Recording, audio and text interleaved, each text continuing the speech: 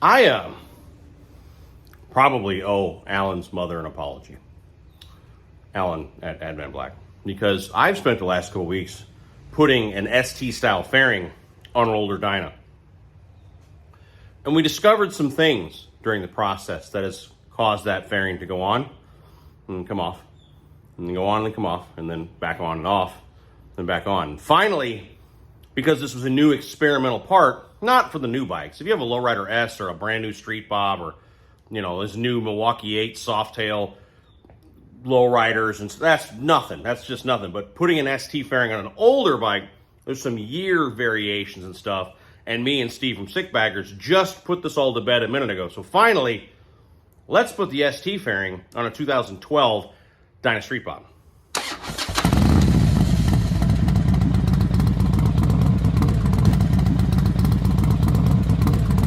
So we bought this Dyna a while back. You might remember here, I'll show you where it is right now. It's current status.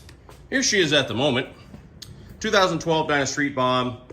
I bought it with some Sportster bars on it and stuff and switched them back to some nice low 8s, although they're not that low in the Cobra seat I put on it. This is actually called the Cobra by La Pera.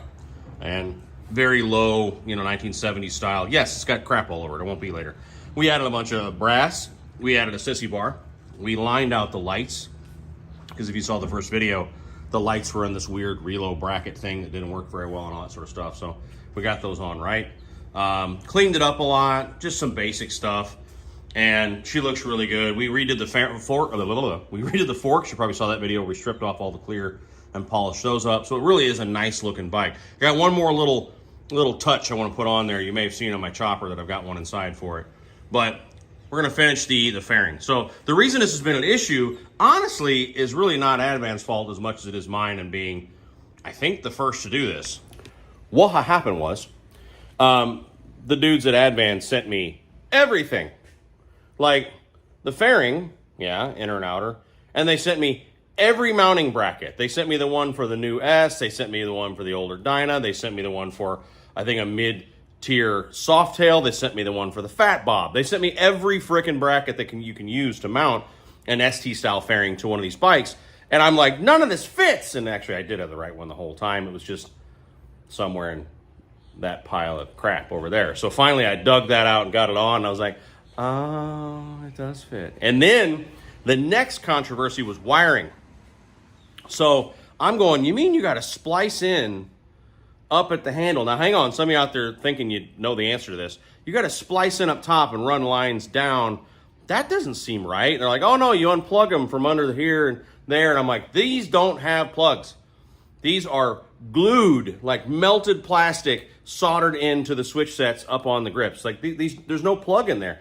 No, you unplug them. Oh, the plug is here. The plug is there. You da-da-da-da. And so I'm digging around in the wiring harness in this thing literally for a week while Alan is throwing more adapters and more wiring adapters and all this stuff at me. I'm like, none of this fits. We found out today when I called Steve from Sick Baggers, who's a buddy. If you don't subscribe to the Sick Baggers channel, SIK Baggers on YouTube, you need to, because Steve is not only a great dude, he actually knows what he's doing. That's why I hate him part of the time, but he knows what he's doing, does great install videos. He does all the install videos actually for Advanblack. So if you're looking at this stuff, watch him. If you want to laugh, watch me. If you want to learn something, watch Steve. So we go through this today, and he actually got on the phone with somebody from Harley and verified that the 2010 on of the Dynas, 2010, 11, 12, 13, 14, they might change at some point in there, but that era, 2010 to what I've got here at 12, the wiring is soldered and glued into the switch sets. It's not a plug. The funny thing is, 2006 to 2009, there are plugs in there. Yeah, so 2006, 2009, you can easily do this with just wiring adapters and stuff. But if you have a 2010, 11, 12, 13, 14, maybe even 15, 16, I'm not sure where the cutoff is, where they went back to plugs, you do have to cut the wires and solder in new lines and run them down, which not a big deal on this bike because it already had external wiring on the bars, so it's not like there's something hanging out there. You just run along with the other stuff. But you have to do that. So be aware. Again, 2010, 11, 12, 13, 14-ish, you're going to have to get serious here, cut in and splice wires and use these guys They work beautifully. Don't be afraid. And actually run in some line. That is not included in the kit. So again, 10, 11, 12, 13, 14 Dynas, it's customizing. You're going to have to do some stuff. You're going to have to run some lines and things like that. If your bike is 6 to 9, there's adapters and wiring harnesses and stuff you can get. It's easy. Now, and then also, again, Milwaukee 8 modern bikes, Street Bobs, Lowriders, Lowrider S, all that. They have a kit that's an easy throw on for this. Another thing you have to do, if you have that older Dyna and the ignition is in the frame, up in the steering neck, you're going to file your key down. The reason why is the bracket that goes on there, there's a hole, I'll show you in a second, for the ignition, but the hole is just the size of the ignition hole, and the key itself has got about 1/8 of an inch too much material on it. So I did, a minute ago, that. I'll clean it up, make it look nicer, but just took a notch out of the key so it goes in there. One thing it actually solves, though, is I was never happy with the way the key went in this guy. Like, you up in the neck, it was always felt a little loose and not as secure. So I actually ran a keychain, the coil, and cut that down, so it's actually going to be in there way more solid, but just something to be aware of. Not a big deal. You just got to file your key down a little bit. All right, so now the bracket's mounted. I already did that. The bracket is a rather serious piece of steel, as you would expect it to be. So it mounts, let me turn these bars here real quick, or drop the bike. Let's just do that. Mounts here at your tank bolt, okay? And then down underneath, and there's another part that goes between these two and creates a flap that comes down here and bolts there, and that is where your support bar for your turn signals goes, all right? And then this bar, your turn signals mount here, and this bar bolts to the fairing itself. So just like a road glide, the fairing is resting on that support bar. So now, what I need to do now to finish my wiring bit is I'm gonna splice in some quick connectors here so that the future owner of this bike doesn't have problems that they need to take this thing off. They can just unplug the turn signals and stuff. Although, to reverse myself, you don't have to take turn signals off to take the fairing off, because the fairing attaches here, turn signals sit here. I just don't like to make things a pain for a future owner. So I'm gonna splice in some quick connectors so they can do that if they need to. And then we can mount up those lights, do a nice job on the wires, nice as I can do anyway, and then we'll go ahead and throw the fairing on. Another thing to know, we discovered, there's a particular kind of headlight you have to have, okay? So your headlight to run this ST fairing has to have the Daymaker style headlight. A bunch of different companies make it, but in short, when you take your bike apart, you take your headlight out of the bucket and all that stuff, the headlight has to have 4 screw holes on the back of the headlight itself. Not the metal bucket, because the headlight has to come out of the bucket for that. But the actual back of the headlight has to have 4 screw holes. That's a Daymaker style headlight. You have to have that to mount it into the bracket that then goes in the fairing. I'll show you what I mean. There. See how the headlight is actually bolted into this carrier, and then the carrier bolts into the fairing. So also this plug, if your bike has a 3-blade, it's no big deal. On the bike itself, of course this is the headlight. On the bike itself, you can take that 3-bladed plug on the wire and trace that back, and the harness, that wire itself by itself unplugs, and there's a new one you can plug in that comes with this kit that includes the right plug for the Daymaker headlight. So that's not a big deal. I was kind of freaked out about that one, going, do I have to splice that too? And no, you just gotta, should be sitting here somewhere. Anyway, it's not. You just unplug the old headlight harness, is its own little thing. You just unplug it and put in the new one. So, all right, now let me splice on some connectors, make that look nice, and then put the fairing on. It's such a pleasing kind of look, isn't it? It's angelic. That's what I like to say, like, oh, not really. So I've lost a lot of video. I don't know where. I'm not sure where I'm picking up from. So the fairing on the Dyna, it's done, it's installed, everything's done and perfect and fabulous. I've taken it on test rides. You may have seen on Instagram. If not, go check that. It's pro_monkey_rider. She's ridden it. It's a lot of fun. It's a good little guy to rip around on. It's going to be a blast for somebody. I need to get rid of it. So we'll talk for a minute. Yeah, there's crap I just got out of the way. We'll talk for a minute about the install, because I learned a lot during this process. I don't even know if I'm repeating myself. If so, I apologize. We discovered, Steve from Sickbaggers and I, that Dynas from 2006 to 2009 had a honestly better wiring system as far as being able to modify. So up inside the switch sets, there were plugs for the turn signals. There's actually plugs you can unplug, and then you can reroute them from a place down lower by the steering neck. You can do a lot more. 2010, they started permanently soldering those turn signal wires up into the switch sets, and then after they soldered them in, they would just put about an ounce of this like epoxy in there. So there is no like de-pinning or something like that, or desoldering. It's not worth it. Could you change the switch set? Someone's going to say. I don't know. I don't know. I don't think it would be worth it, mate. And if so, they may not be the same wiring. But anyway, so 2010, 11, 12, 13, 14, 15 maybe, I'm not sure. You're going to have to splice in and extend the turn signal wires. This is not the end of the world. It shouldn't be now that I've figured it out. So again, 2010 to until you get to at least to the modern bikes, you're going to have to actually, where the turn signal's attached there, you're going to have to solder in new lines and run them down to where the turn signals are on the fairing. Two things on this. It's not that hard if you use the proper connectors. I've shown them before, but these guys. So basically it's a rubber sleeve with a bit of solder in the middle. You put the two wires in there, you heat it up with a lighter, a heat gun, or whatever, and the rubber contracts and holds onto the wire, and the solder in the middle melts and makes a perfect electrical connection. And then before you do that, put some heat shrink over there. So after you've done, soldering those lines together, you put the heat shrink on, heat that up, and it's great. It's perfect, it's fine, and that's what I did here. You're going to have to do that. Or, another thought is, if you have, extended bars, like this guy has, just leave the turn signals up top. You don't have to relocate them. I mean, like this has got 14-inch bars. I'll show you. I totally could have just left them up here. I mean, this is where they were, Could have just left them up there, but I didn't. I did reload them to down there.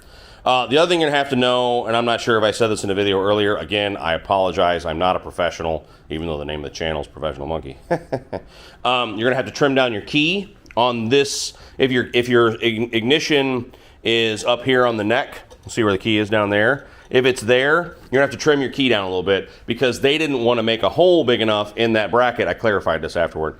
They don't want to make a hole big enough in this bracket to fit that big giant, blade of the key, because then you may not have all the structural, strength. So just trim down your key. It's not a big deal. I took my Dremel tool actually and shaved off about 1/8 of an inch, and it fits in there just fine. And there you go. Nothing to be aware of. I haven't found a solution for this yet, and again, might be repeating myself. The bike throws a code, it just did it, on this year when you adapt to a modern headlight. This has the Daymaker headlight on it, and the bike reads low voltage. So it thinks the headlight's out and throws a code.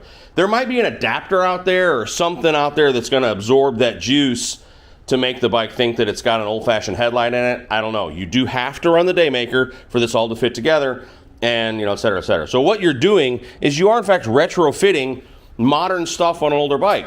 And what Steve and I were saying, we were chatting about this, is not everything is just to throw on the bike and it lands in the right spot and tighten down the screws and you're done. I mean, like, if you're going to customize your bike and you're going to get into it and do something interesting, like put a 2023 ST style fairing on an 11-year-old motorcycle, this thing goes back to 2006. So you actually go almost 20 years old. 18? What the hell year is it? Whatever. 18-year-old bike. You can do that, and that's awesome. It's just going to take some creativity. Funny thing is, it'd be easier in 2006 because they have the plugs. I wish I had one. I wish I had an older bike to work on, even older than this one, so I could show that it's probably easier 06 to 09 than it is 10 on. But there you go. I'll show the bike real quick. It is for sale. It's for sale now. When I originally started on this Dyna, the plan was to finish it by either adding audio, because this fairing accepts the brand new Rockford Fosgate stereo you can buy from Harley. It's basically just a powerful Bluetooth speaker, so it plugs into the headlight harness. It's fine. It'll work. So you can put the Rockford Fosgate stereo on this, or I said I was going to put pipes on it. Doing those things was going to raise the selling price from $8,000, which is what this bike has to bring me, $8,000, to like $9,000 to $9,200. And last minute, I made the decision I'd rather sell it cheaper, because changing pipes is something anyone can do. Okay. And if you buy the Rockford Fosgate stereo from Harley, it installs the same. Dealers probably won't do it, FYI. Dealers, unless you're friends with your dealer, they'll probably be like, no, it's aftermarket, I won't touch it. But it's going to come with instructions. It screws into the fairing the same way that the stock one does, and it just plugs in line with the damn headlight harness. So it's like anyone can do that. So you want that, do it if you buy it. Bike is 8 grand. It's here in South Florida. I will help get it to a shipper, do whatever you need me to do. It has a clean and clear Florida title in hand. Matter of fact, it's right there. So if you want this bike, she's yours for 8 grand. First person with the money, it's gone. Sorry, I can't sit on it. I got to get it out of here so that I can get the chopper in here, because I have to go pick up the Purple Beast, which is the motor donor for the smokeout build.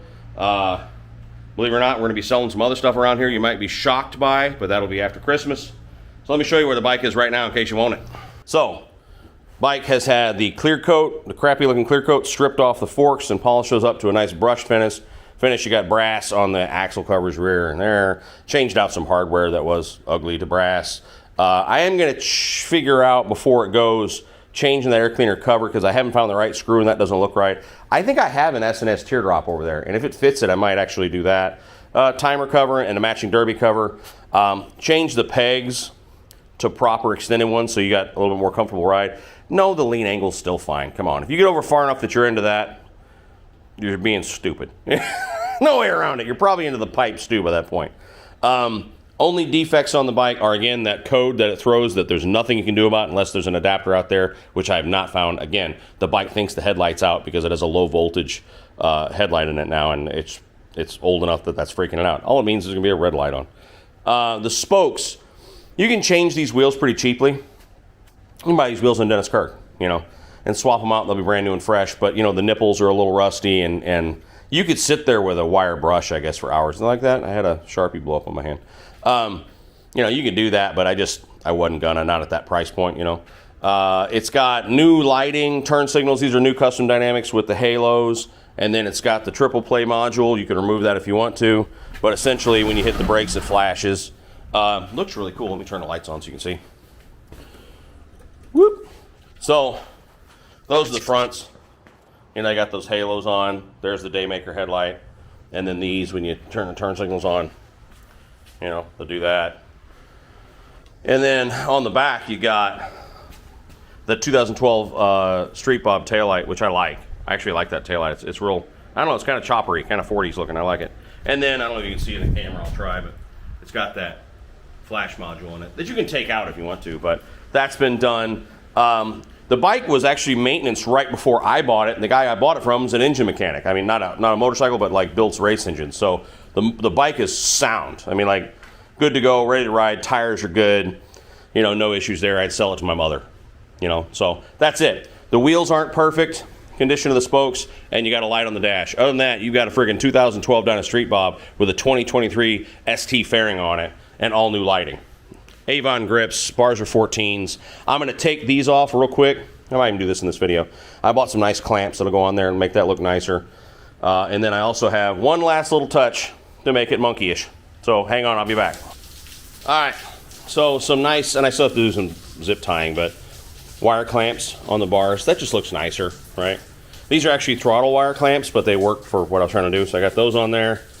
And then cut off the rubber peg. A, to give it a little more peg to grab, and B, to add a little fun to it. So, y'all may have seen this on my brown sugar chopper, but I got another one of these for the Dyna. I thought that'd be fun. So, go ahead and put that on, and then she's done and ready for sale. Yeah, isn't that cool? Yeah, it was just like, I'm not compatible with this motorcycle. And I was like, you will be. You will be. See? It was simply mistaken. Compatible all along. Boys and girls, don't let your bike tell you what fits. You just say, we can do this the easy way or the hard way, but you're going to fit. Anyway, so that was the last little touch. The bike is done. I'm winded because I'm fat. Anyway, so 2012 Dyna Street Bob with an ST fairing on it. Paint's in just about perfect condition. She's good to go. $8,000. Send me an email at demunk@professional-monkey.com down here on the bottom. I'll do what I can to help you get to a shipper and all that sort of stuff. Shipping's on you, but we're done with this one. It's got to go so we can start chopping.